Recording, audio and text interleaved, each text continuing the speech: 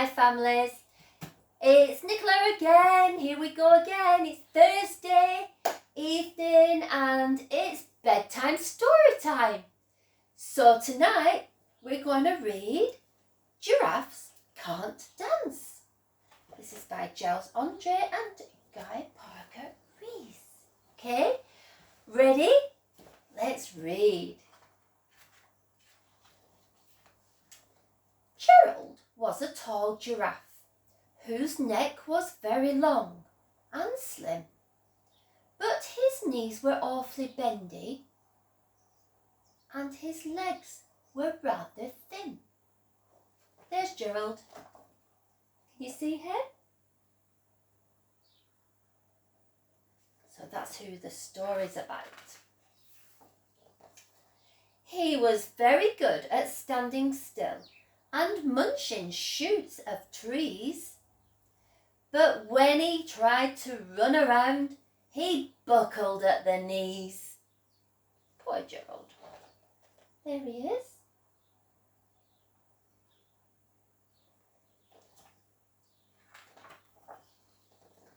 Now, every year in Africa, they hold a jungle dance where every single animal turns up to skip and prance.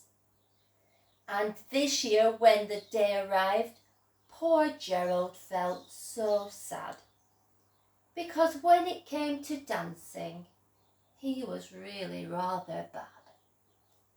There's all the animals at the jungle dance. Can you see them?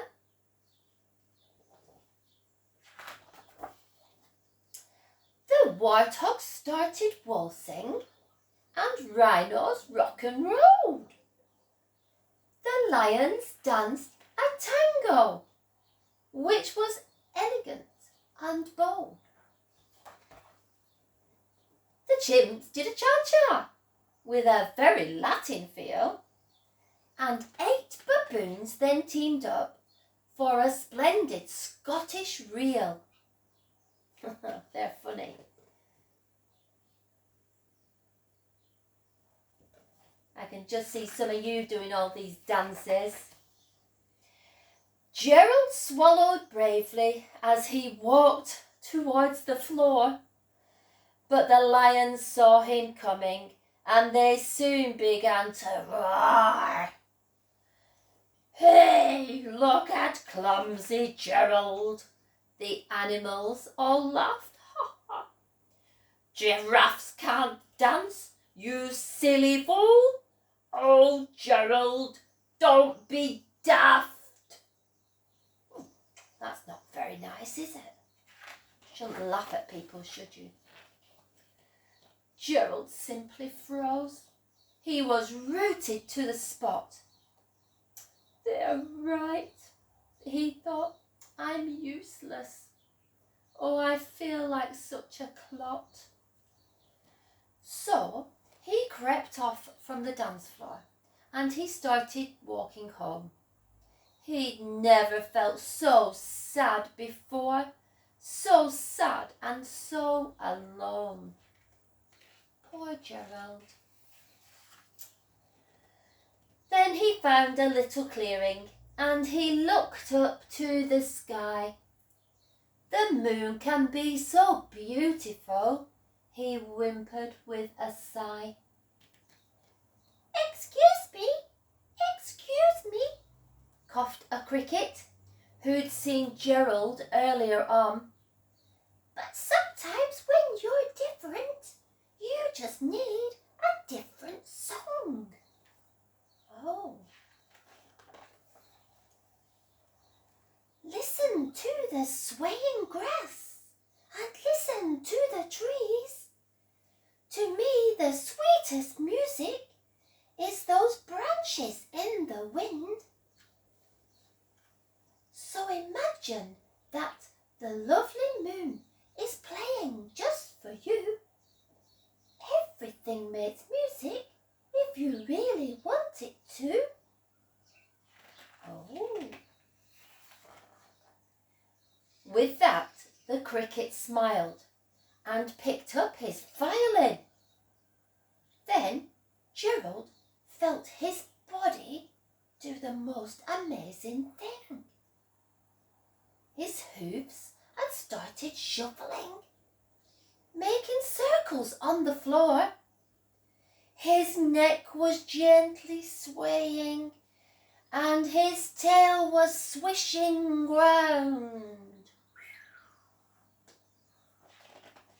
Wow. He threw his arms out sideways and swung them everywhere. Oops-a-daisy. Then he did a backward somersault and leapt up into the air. There he is. There's Gerald doing a backward somersault.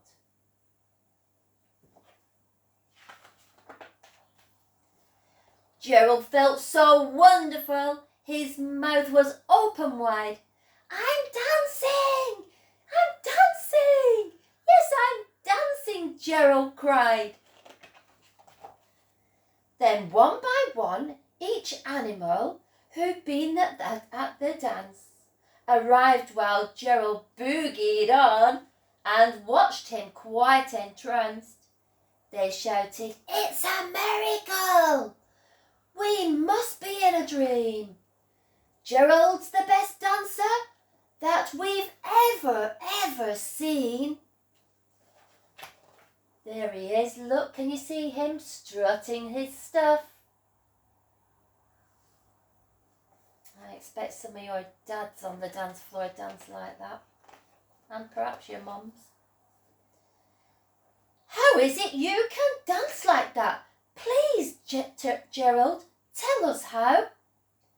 But Gerald simply twisted around and finished with a bow. He's got an awfully long neck to do a bow, hasn't he? Like that. Way. He was really enjoying himself. Then he raised his head and looked at the moon and stars above. We all can dance, he said, when we find the music that we love. Hooray for Gerald! Yay! That's a lovely ending to that book. Right, well, that's the end of that one for tonight. Time for bed now, kids. So I'll be back next week with more stories. No idea yet what they might be, but we'll work on that one. And so take care, be good, and families, bye-bye. See you all soon, okay? Bye-bye, take care.